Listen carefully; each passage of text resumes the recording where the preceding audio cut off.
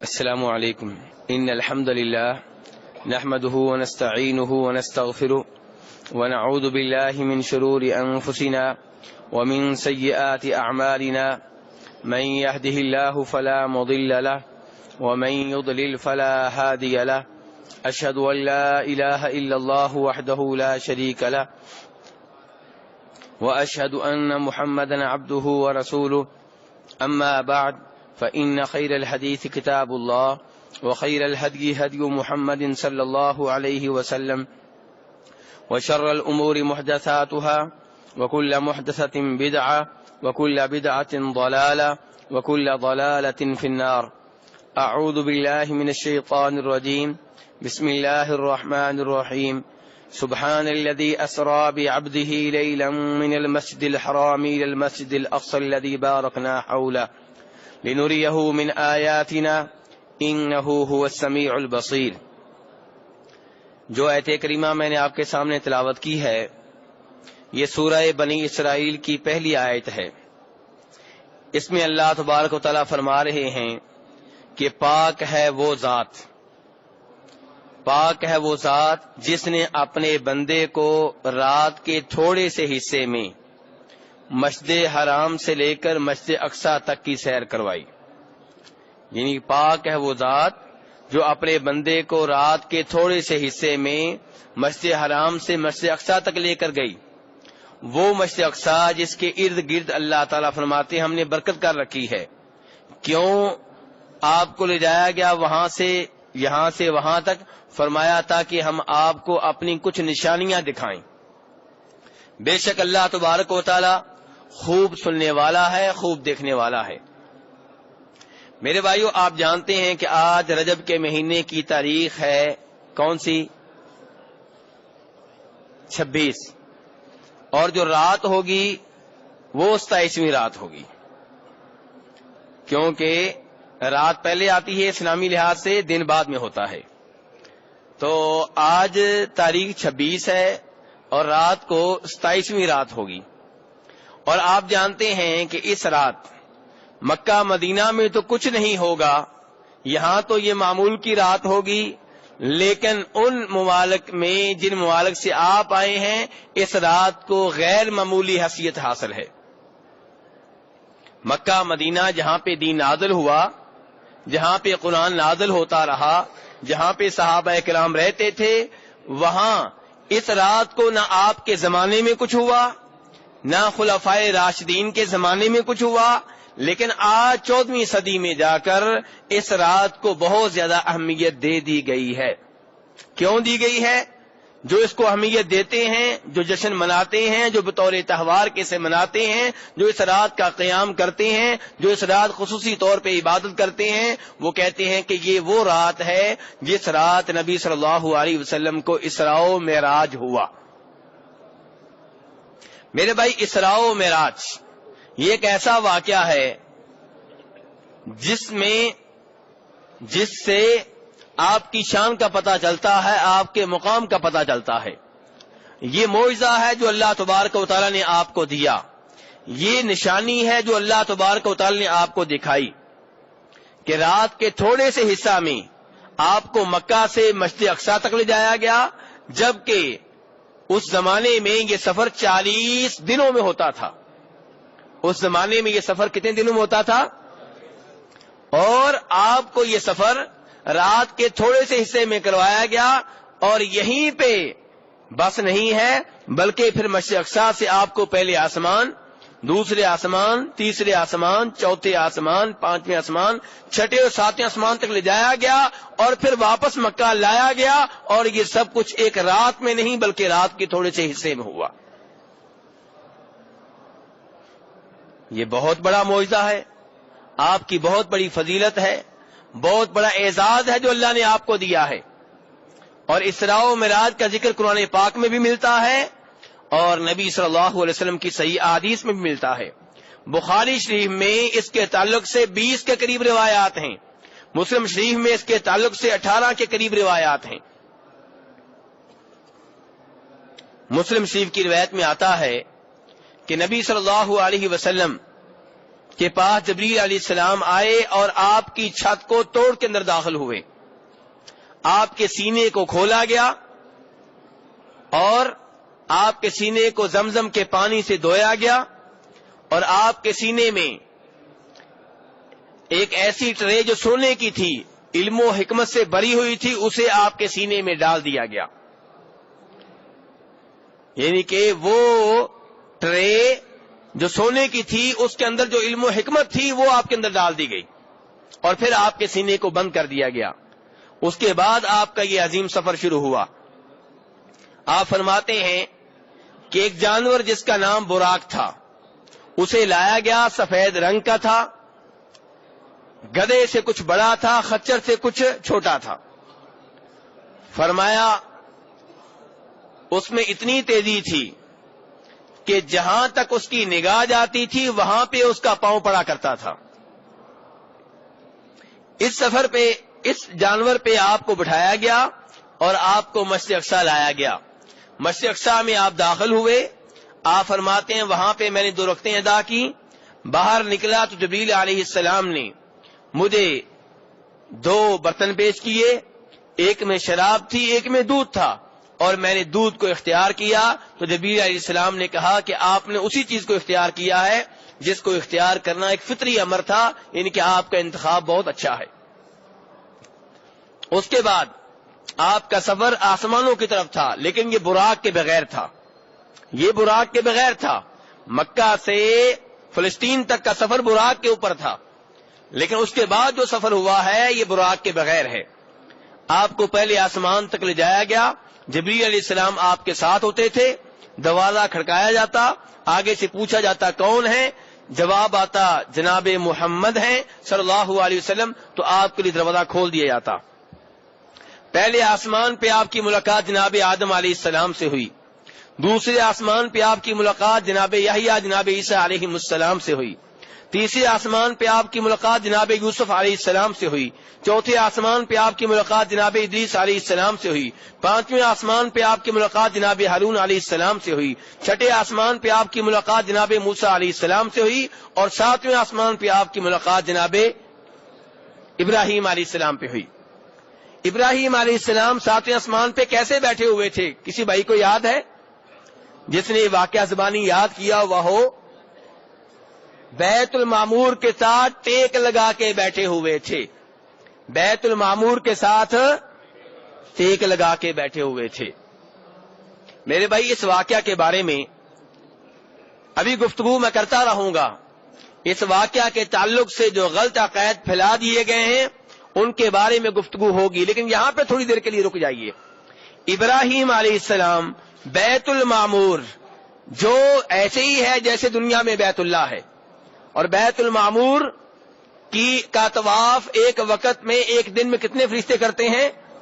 70,000. اور فرمایا جنہوں نے ایک دفعہ کر لیا دوبارہ ان کا نمبر نہیں آئے گا. یہ عظیم اللہ کا گھر، اس کے ساتھ ابراہیم علیہ السلام ٹیک لگا کے بیٹھے ہوئے ہیں. تو ان کی پوچھ کس جانب ہوئی؟ ان کی پوچھ کس کی جانب ہوئی؟ بیت المعمور کی جانب ہوئی. پتہ یہ چلا میرے بھائی کہ آپ جتنا احترام کر سکتے ہیں اللہ کے گھروں کا کریں، لیکن بیت اللہ کی طرف یا مسجد کی طرف پیٹھ ہو جائے، پشت ہو جائے تو اس کو بہت بڑا جرم کہنا یا گناہ کہنا درست نہیں ہے، کیونکہ مسلم شریف کی روایت ہے جناب ابراہیم علیہ السلام بیت المعمور کے ساتھ ٹیک لگا کے بیٹھے ہوئے تھے. اور خود میرے اور آپ کے نبی صلی اللہ علیہ وسلم جب نماز پڑھاتے تھے، نماز کے فوراً بعد آپ اپنا منہ کس جانب کرتے تھے؟ تو پشت کس جانب ہوئی؟ قبلے کی طرف. اور جب آپ نے بیت اللہ میں نمازیں پڑھائی ہوں گی تو وہاں جب نماز پڑھانے کے بعد آپ نے اپنا چہرہ انور، چہرہ مبارک صحابہ کرام کی طرف کیا ہوگا تو پشت کس جانب ہوگی؟ اور آپ کے بعد بھی جو ائمہ کرام وہاں پہ نماز پڑھاتے رہے ان کی بھی صورتحال یہی تھی.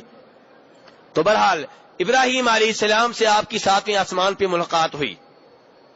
اس کے بعد اللہ تبارک و تعالی نے آپ کے اوپر 5 نمازیں فرض کی. کتنی نمازیں فرض کی؟ 5 نمازیں فرض ہوئیں. اور آپ کو سورہ بقرہ کی آخری آیات دی گئیں. کون سی آیات دی گئیں؟ سورہ بقرہ کی آخری آیات. اور تیسرے نمبر پہ آپ کو خوشخبری دی گئی کہ آپ کی امت کا جو فرد اللہ کے ساتھ شرک نہیں کرے گا اللہ تبارک و تعالیٰ بالآخر اس کو معاف کر دیں گے. لیکن شرط کیا لگائی گئی ہے؟ شرک کی. ابھی لوگ کہتے ہیں شرک کا خطرہ ہی نہیں ہے, جگہ جگہ شرک کی باتیں ہو رہی ہیں, جگہ جگہ شرک سے ڈرایا جا رہا ہے, جگہ جگہ شرط لگائی جا رہی ہے کہ شرک نہیں ہونا چاہیے. اگر شرک کا خطرہ ہی نہیں ہے تو شرط لگانے کی ضرورت کیا تھی؟ اور پھر میں یہ وعدے کر چکا ہوں صحیح احادیث سے جو بخاری مسلم میں آتی ہیں کہ فرمایا نبی صلی اللہ علیہ وسلم نے کہ اس وقت تک قیامت برپا نہیں ہوگی جب تک کہ اس زمین کے اوپر دوبارہ شرک نہیں ہوگا. یعنی کہ بیت یہاں مکہ اور مدینہ میں شرک نہیں ہوگا, دوبارہ یہاں شرک ہوگا قیامت برپا ہونے سے پہلے آپ نے بتا دیا. تو برحال میرے بھائی یہ اسراء و معراج کے واقعے کے بارے میں مختصر معلومات تھی. اس کے بعد آپ نیچے تشریف لائے, صبح کی نماز کے بعد بیت اللہ میں بیٹھے ہوئے ہیں. ابو جہل آپ کے پاس آیا اور آپ سے پوچھا کوئی نئی بات ہو. وہ تو تنزیہ طور پہ کہہ رہا تھا. آپ صلی اللہ علیہ وسلم نے فرمایا نئی بات یہ ہے, آپ نے پوری یہ سٹوری اس کے سامنے رکھی, یہ جو رات کو حقیقت واقع ہوئی تھی اس کے سامنے رکھی. تو اس نے یہ سوچ کر آپ کا مذاق اڑانا پسند نہیں کیا کہ اگر میں نے مذاق اڑایا تو ہو سکتا ہے یہ بات کو چھپا لیں, یہ مکر جائیں, یہ کہیں میں نے تو بات بیان ہی نہیں کی تھی. تو اس نے کہا اچھا آپ ٹھہرے, میں دوسرے لوگوں کو بھی لے کر آتا ہوں, آپ ان کو بھی یہ بات بتائیں. چنانچہ دوسرے لوگوں کو لے کر آیا اور کہا جی کیا بات ہے آپ بتائیں. تو آپ نے پوری بات بتائی.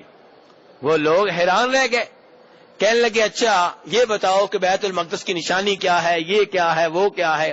تو اللہ تبارک و تعالی نے بیت المقدس کو آپ کے سامنے کر دیا اور آپ صلی اللہ علیہ وسلم اس کو دیکھتے گئے اور جو سوال کر رہے تھے ان کا جواب دیتے گئے. جب یہ بات جناب صدیق رضی اللہ عنہ کو بتائی گئی, بتانے والے کا انداز یہ تھا کہ صدیق دیکھو جس کو تم نے نبی مان رکھا ہے, جس کو سچا مانتے ہو, وہ تو ایسی ایسی باتیں کر رہے ہیں. بتانے والوں کا مقصد یہ تھا کہ آج صدیق اللہ کے رسول کو چھوڑ دیں گے, آج ان سے برات کا اعلان کر دیں گے, آج ان سے لا تعلقی کا اعلان کر دیں گے. لیکن کیا کہا جناب صدیق نے؟ جناب صدیق نے کہا بھی اگر آپ نے یہ بات کہی ہے تو میں ایمان لاتا ہوں, میں تو یہ مانتا ہوں کہ صبح و شام آپ کے اوپر آسمانوں سے وحی نازل ہوتی ہے, یہ بات تو تم بیان کر رہے ہو تو چھوٹی بات ہے. اسے کہتے ہیں رسول اکرم صلی اللہ علیہ وسلم کو حقیقی معنوں میں نبی ماننا, آپ کی ہر بات کی تصدیق کرنا, آپ کی ہر حدیث کے اوپر عمل کرنا, آپ کی ہر حدیث کے اوپر ایمان لانا. تو میرے بھائیو اسراء و معراج کا واقعہ آپ کی بہت بڑی شان ہے, آپ کی بہت بڑی فضیلت ہے, بہت بڑا اعزاز ہے جو اللہ نے آپ کو بخشا ہے, اس میں کوئی شک و شبہ نہیں ہے. اب اس واقعہ کے تعلق سے چند ایک امور کہ جن سے پتہ چلے گا کہ کئی لوگ اس معاملے میں گمراہی کا شکار ہو گئے ہیں. نمبر ایک وہ لوگ جو کہتے ہیں کہ یہ واقعہ خواب میں پیش آیا, یا کہتے ہیں کہ آپ کو روحانی طور پہ سیر کروائی گئی, یعنی کہ جسم دنیا پہ ہی تھا. تو میرے بھائی یہ غلط ہے. صحیح بات یہ ہے کہ آپ کو بیداری میں اور جسم اور روح دونوں کے ساتھ یہ مشاہدہ کروایا گیا, بیت المقدس میں لے جایا گیا, ساتوں آسمانوں پہ لے جایا گیا. اور اگر یہ خواب میں ہوتا تو کوئی بڑی بات نہیں تھی, اور اگر یہ صرف روح کے ساتھ ہوتا تو بڑی بات نہیں تھی.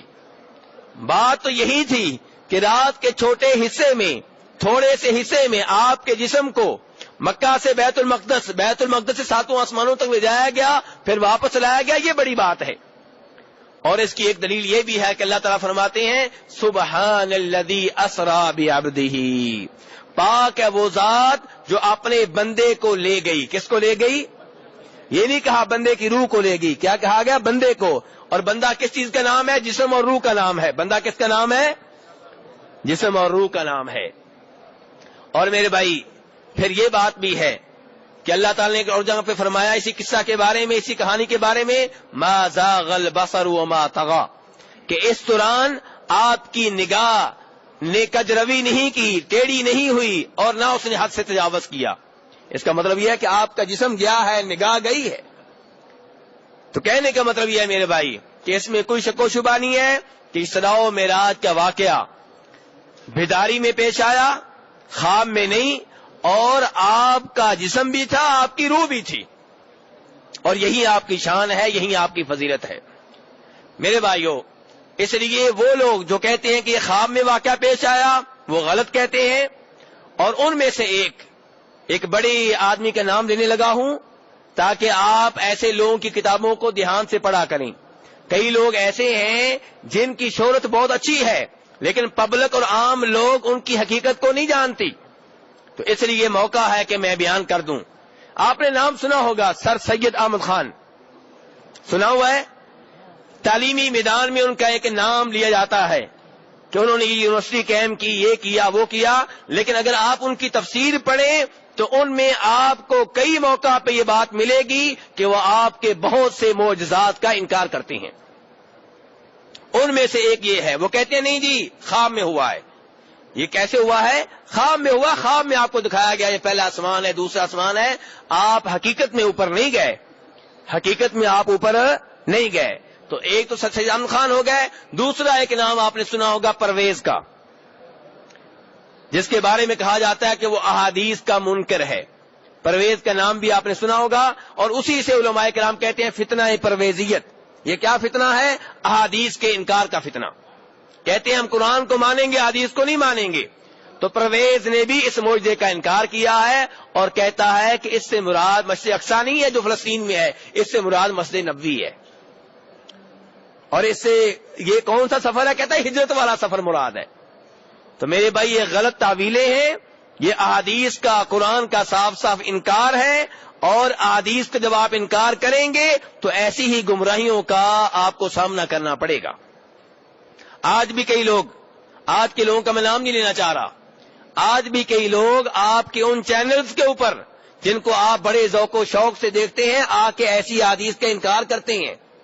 اور ان چینلز پہ ہوتا کیا ہے یہ آپ کو نہیں پتا. کسی ایسے مولوی کو پکڑ کر لے آتے ہیں جس کو الف با کا بھی پتہ نہیں ہوتا, اور اس کے سامنے بٹھا دیتے ہیں ان لوگوں کو جو بہت ذہین ہوتے ہیں اور جن کو ملکہ ہوتا ہے احادیث کے خلاف بولنے کا. اور عام آدمی سمجھتا ہے لو جی مولوی بول ہی نہیں سکا, مولوی کے پاس دلیل ہی نہیں تھی. آپ کو یہ نہیں پتا کہ کس مولوی کو بٹھایا گیا, ٹی وی مولوی کو بٹھایا گیا ہے. ان مولویوں کو بٹھایا جاتا ہے جو ٹی وی سے ہی مشہور ہوئے ہوتے ہیں, جن کا علم اس کے سوا کچھ نہیں ہوتا. اور پھر ساتھ کیا کرتے ہیں, اگر کبھی کوئی اچھا عالم دین لایا بھی جاتا ہے تو اس کو گفتگو کا مکمل ٹائم نہیں دیا جاتا. آپ نے دیکھا ہوگا اینکرز بڑی خوبصورتی سے مولانا صاحب کی بات کو ادھر ہی ٹال دیتے ہیں, ختم کر دیتے ہیں, اور جب کبھی بات میں ریکارڈنگ دکھاتے بھی ہیں تو ان کی کئی باتیں کاٹ دی جاتی ہیں, حذف کر دی جاتی ہیں. تو اس لیے ٹی وی پہ جو کچھ ہوتا ہے یہ دین کا معیار نہیں ہے. دین کا معیار قرآن و حدیث ہے.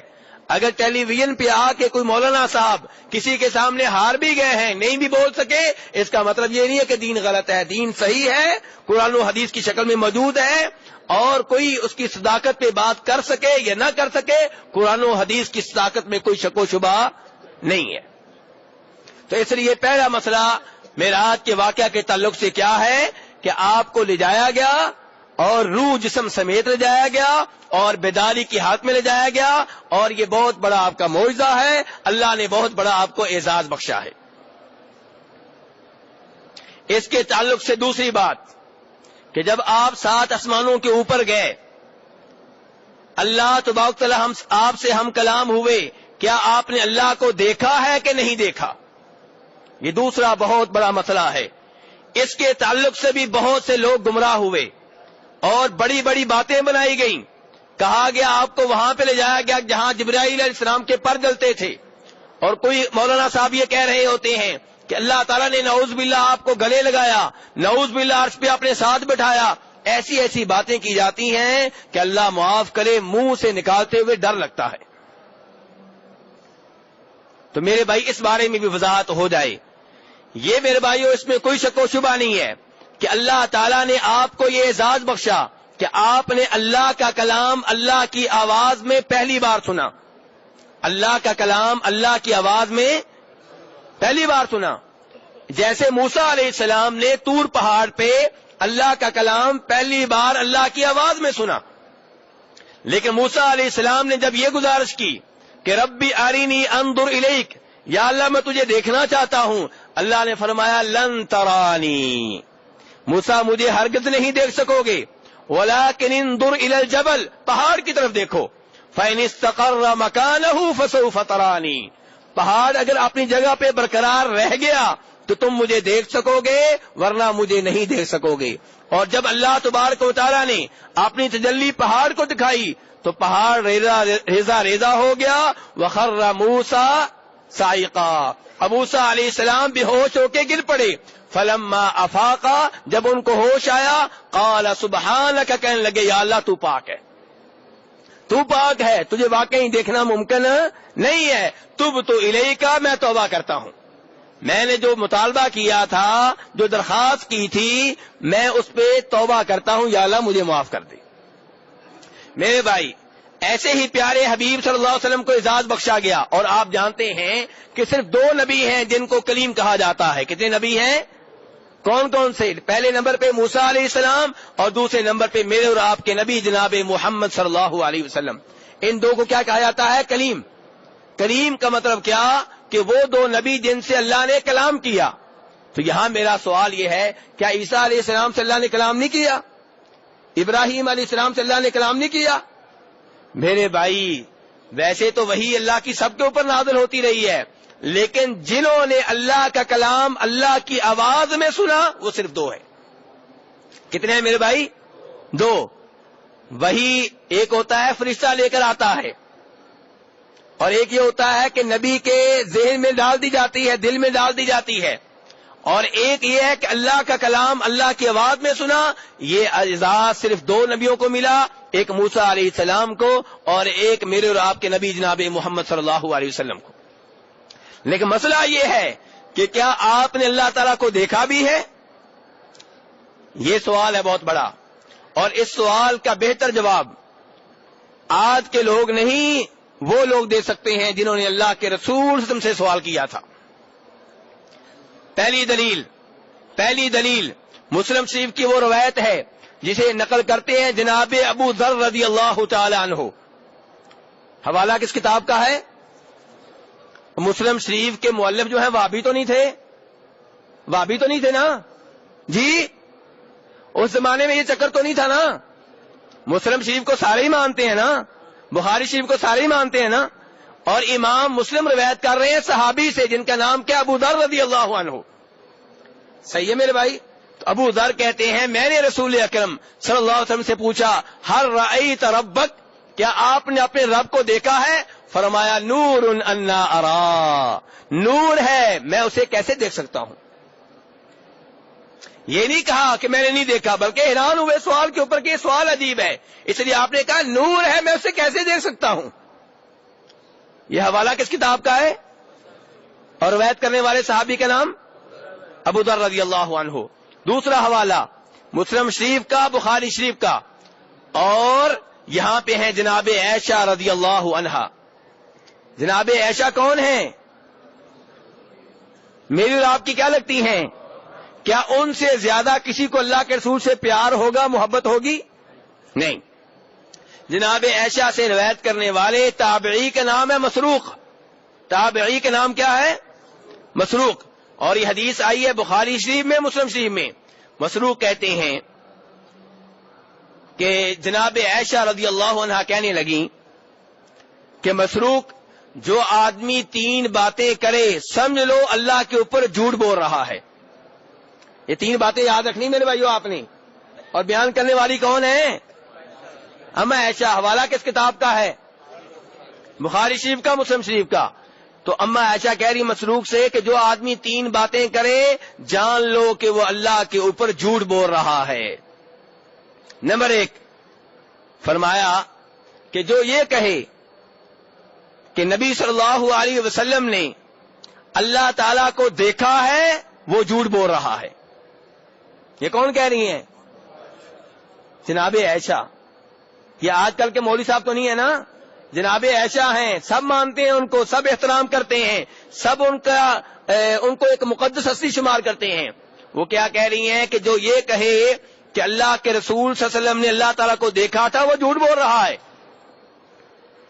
اور فرماتی ہیں کہ جو یہ کہے، ابھی مزید وضاحت آئے گی، ابھی یہ تفصیل سے وضاحت آئے گی، آپ کے ذہنوں میں جو اشکال ہیں ان کو بھی دور کرنے کی کوشش کروں گا۔ جناب عائشہ آگے فرماتی ہیں جو یہ کہے کہ اللہ کے رسول کل کی باتیں جانتے تھے، ان کے غیب جانتے تھے، وہ بھی جھوٹ بول رہا ہے. یہ کون کہہ رہی ہیں؟ جناب عائشہ فرما رہی ہیں کہ جو یہ کہے اللہ کے رسول غیبی باتیں جانتے تھے، کل کی باتیں جانتے تھے، وہ جھوٹ بول رہا ہے. پھر جناب عائشہ نے اپنی اس بات کی تصدیق میں یہ آیت پڑھی، قل لا يعلم من في السماوات والارض الغیب الا اللہ، کہ اللہ کے سوا کوئی بھی عالم الغیب نہیں ہے، نہ آسمان والوں میں نہ زمین والوں میں. یہ اللہ تعالیٰ فرما رہے ہیں سورۃ النمل میں. کہاں فرما رہے ہیں؟ سورۃ النمل میں اللہ تعالیٰ فرما رہے ہیں کہ اے نبی آپ لوگوں کو بتا دیں، قل لوگوں سے کہہ دیں، لوگوں کو بتا دیں کہ اللہ کے سوا کوئی عالم الغیب نہیں ہے، نہ آسمان والوں میں کوئی عالم الغیب ہے، نہ زمین والوں میں کوئی عالم الغیب ہے سوائے اللہ کے. یہ آیت کس نے پڑھی ہے؟ جناب عائشہ نے. پھر فرماتی ہیں کہ جو آدمی یہ کہے کہ اللہ کے رسول نے کوئی بات عام لوگوں سے چھپا لی تھی، لوگوں کو نہیں بتائی دین کی کوئی بات، تو وہ بھی جھوٹ بول رہا ہے، کیونکہ اللہ تعالیٰ فرماتے ہیں یا ایھا الرسول بلغ ما انزل الیک من ربک وان لم تفعل فما بلغت رسالتہ. اللہ تعالیٰ نے کہا ہے نبی جو بھی اوپر سے نازل ہوا ہے، اللہ تعالیٰ کیا کہہ رہے ہیں؟ جو بھی اوپر سے نازل ہوا ہے لوگوں تک پہنچا دیں، اور اگر آپ نے یہ کام نہیں کیا تو آپ نے نبوت کا، رسالت کا حق ہی ادا نہیں کیا. اب میرے بھائی مسروق تابعی جو ہیں وہ حیران رہ گئے بات سن کے کہ جناب عائشہ کہہ رہی ہیں کہ اللہ کے رسول نے اللہ کو نہیں دیکھا. مسروق نے کہا ام المومنین ٹھہریے مجھے ذرا بات کرنے دیں، مجھے ذرا ٹائم دیں. آپ کیا کہہ رہی ہیں؟ آپ کہہ رہی ہیں کہ اللہ کے رسول نے اللہ کو نہیں دیکھا. پھر کہا انظرینی، مجھے مہلت دیں، ولا تعجلینی، جلدی نہ کریں، بات کو سمجھنے دیں، مجھے بتائیں اگر اللہ کے رسول نے اللہ کو نہیں دیکھا تو قرآن کی ان آیات کا مطلب کیا ہوگا؟ وَلَقَدْ رَآهُ بِالْأُفُقِ الْمُبِينِ وَلَقَدْ رَآهُ نَزْلَةً أُخْرَى. اللہ تعالیٰ تو کہہ رہے ہیں کہ اللہ کے رسول صلی اللہ علیہ وسلم نے اسے دیکھا ہے آسمان کے کناروں پہ. 30ویں پارے میں سورہ تکویر میں اللہ تعالیٰ کیا کہہ رہے ہیں کہ اللہ کے رسول نے اسے دیکھا ہے آسمان کے کناروں پہ. اور اللہ تعالیٰ سورۃ النجم میں کہہ رہے ہیں کہ نبی صلی اللہ علیہ وسلم نے اسے دوسری بار بھی دیکھا ہے اترتے ہوئے.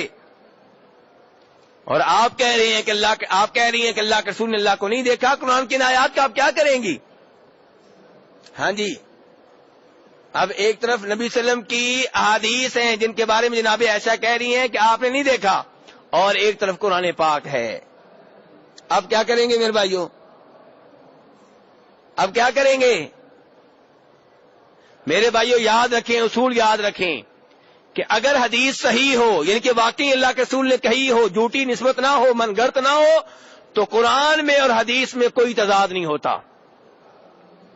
قرآن اور حدیث میں کوئی تضاد، شرط یہ ہے کہ روایت ثابت ہو، واقعی اللہ کے رسول نے کہی ہو، جھوٹے طور پہ آپ کی طرف منسوب نہ کر دی گئی ہو، ضعیف نہ ہو. تو میرے بھائیوں جناب عائشہ نے آگے سے کہا، جناب عائشہ نے آگے سے کیا فرمایا؟ بات بڑی اہم ہے میرے بھائی، دھیان سے سنیں.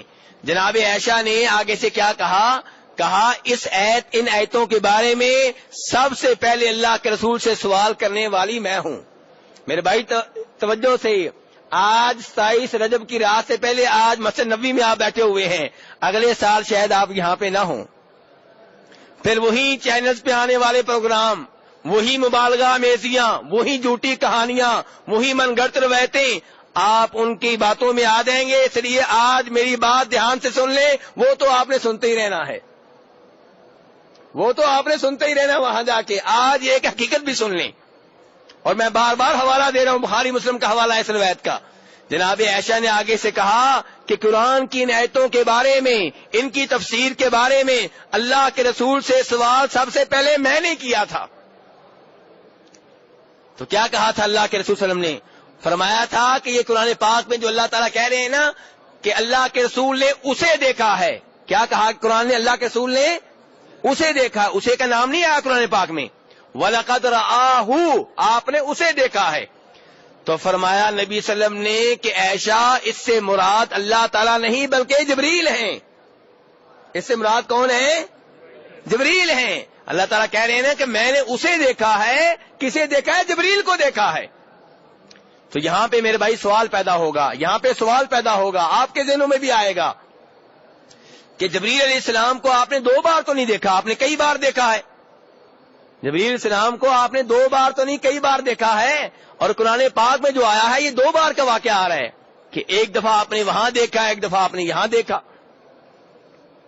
تو میرے بھائی اس کا جواب بھی موجود ہے عبداللہ ابن مسعود کی حدیث میں، وہ بھی بخاری مسلم کی روایات میں سے ہے کہ فرماتے ہیں نبی صلی اللہ علیہ وسلم کہ میں نے جبریل علیہ السلام کو ان کی اصلی شکل و صورت میں صرف 2 بار دیکھا ہے۔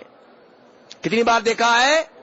اس کے علاوہ جب بھی دیکھا ہے میرے بھائیوں کسی اور شکل میں، کسی انسان کی شکل میں، اس صحابی کی شکل میں آ رہے ہیں، اس صحابی کی شکل میں آ رہے ہیں، لیکن ان کی اصلی شکل و صورت میں اللہ کے رسول فرماتے ہیں میں نے ان کو صرف 2 بار دیکھا ہے۔ میرے بھائی جبریل کوئی عام مخلوق نہیں ہے کہ جن کو بار بار دیکھا گیا ہو، عام مخلوق نہیں ہے، یہ تو ہم ہیں جن کو مبالغہ آمیزی کا بڑا شوق ہے، اور مبالغے میں ہم کیا کہہ دیتے ہیں کہ اللہ کے رسول کے جبریل خادم ہیں، بیٹھے بیٹھے ایسے بغیر دلیل کے۔ مبالغے کا ہمیں اتنا شوق ہے، مبالغہ آمیزی میں ہم اتنا آگے بڑھ جاتے ہیں، غیبی باتوں کے بارے میں دلیل بھی نہیں پوچھتے، ویسے ہی کہتے ہیں اللہ کے رسول کے خادم ہیں جبریل۔ بھی کہاں پہ آیا خادم ہے؟ کیا صحابہ کرام میں سے کسی صحابی نے کہا ہے کہ وہ خادم ہے؟ اتنی بڑی بات آپ بغیر دلیل کے کہہ جاتے ہیں، اللہ سے ڈرتے بھی نہیں ہیں کہ اللہ نے پوچھ لیا تو کیا جواب دیں گے؟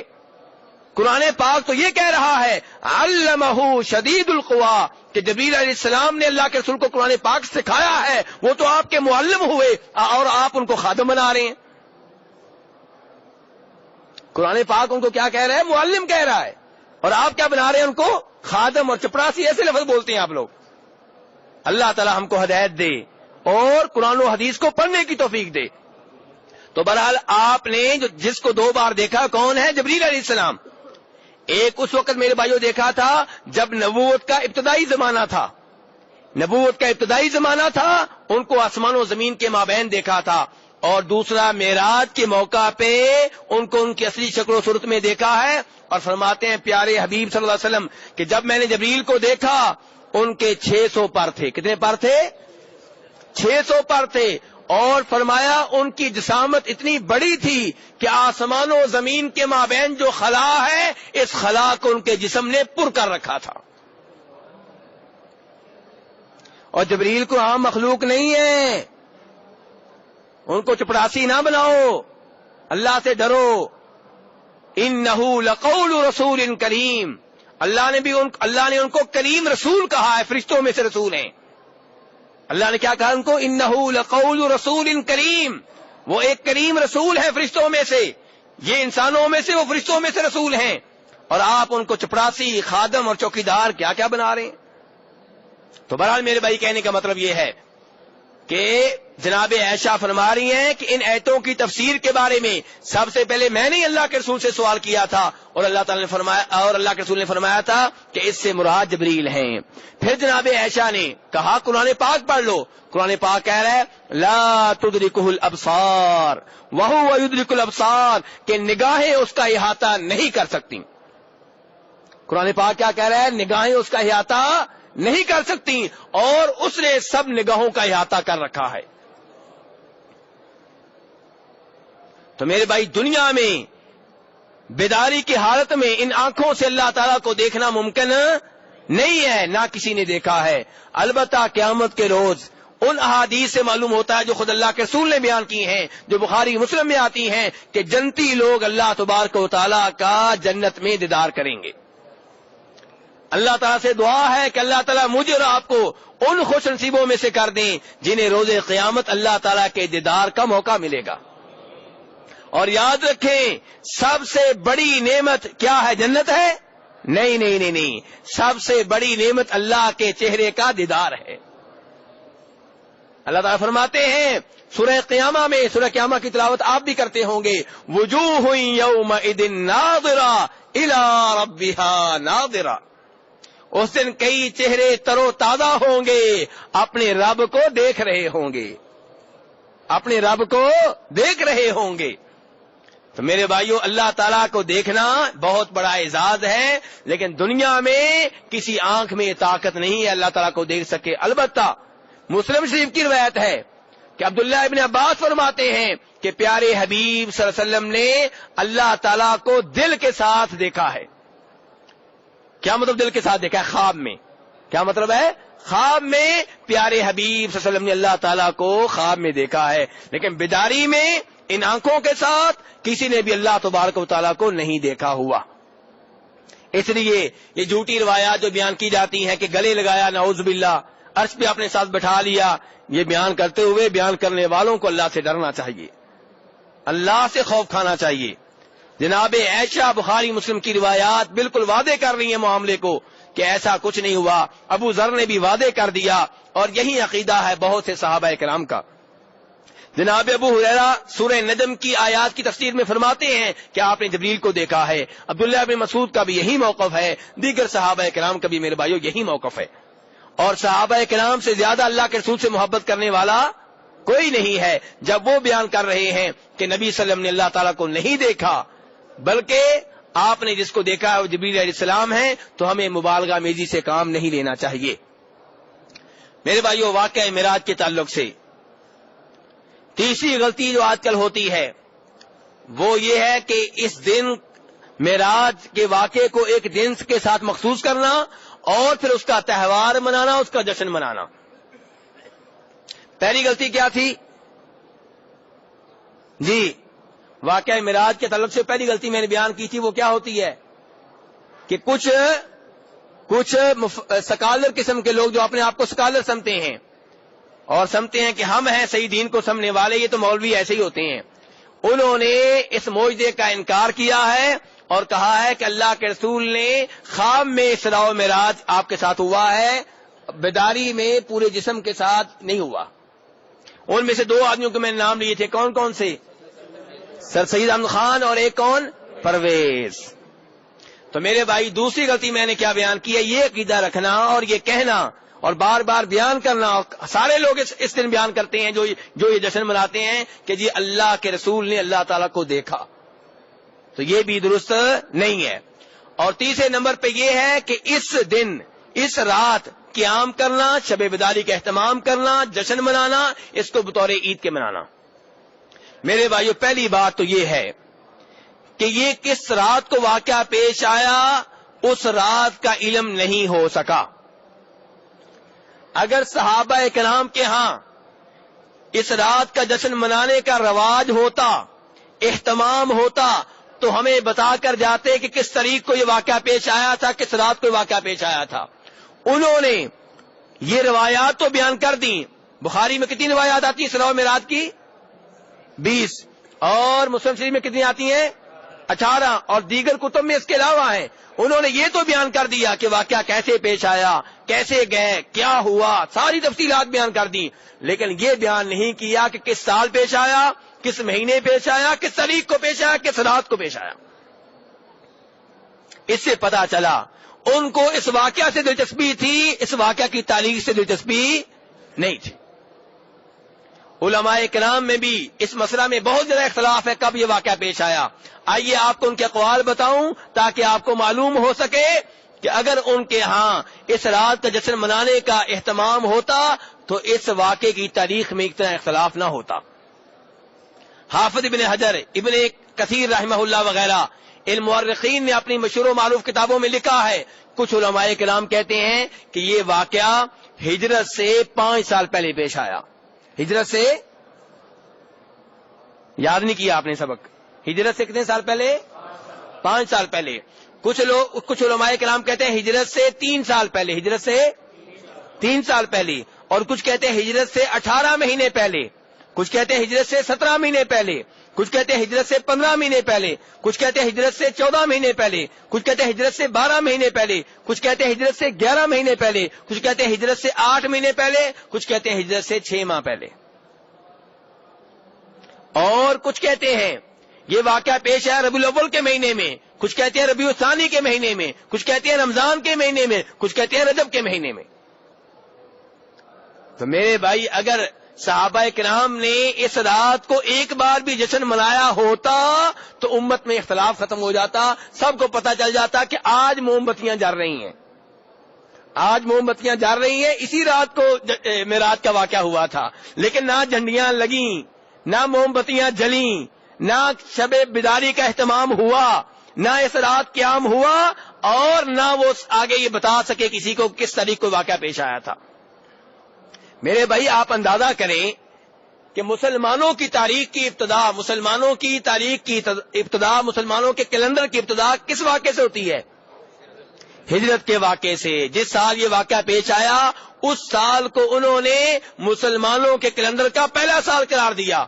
اگر صحابہ کرام کے ہاں آپ کے یوم پیدائش کا اہتمام ہوتا اور اس رات کا اہتمام ہوتا جس رات جشن منایا جاتا ہے، لوگ مناتے ہیں، تو وہ مسلمانوں کے کیلنڈر کی ابتدا اس رات سے کرتے یا اس دن سے کرتے؟ اور ایسے ہے کہ نہیں ہے؟ اور ہجرت کے واقعے سے بھی انہوں نے مسلمانوں کے کیلنڈر کی ابتدا ضرور کی ہے، لیکن اس کا جشن نہیں منایا۔ جس وقت اللہ کے رسول مدینہ داخل ہوئے ہیں انہوں نے خوشیاں منائیں، وہ خوش ہوئے، ان کے بچے بھی خوش ہوئے، ان کے مرد بھی خوش ہوئے، ان کی عورتیں بھی خوش ہوئیں، لیکن آئندہ سال اسی دن انہوں نے اس دن کا تہوار نہیں منایا، جشن نہیں منایا، اس سے اگلے سال بھی نہیں منایا۔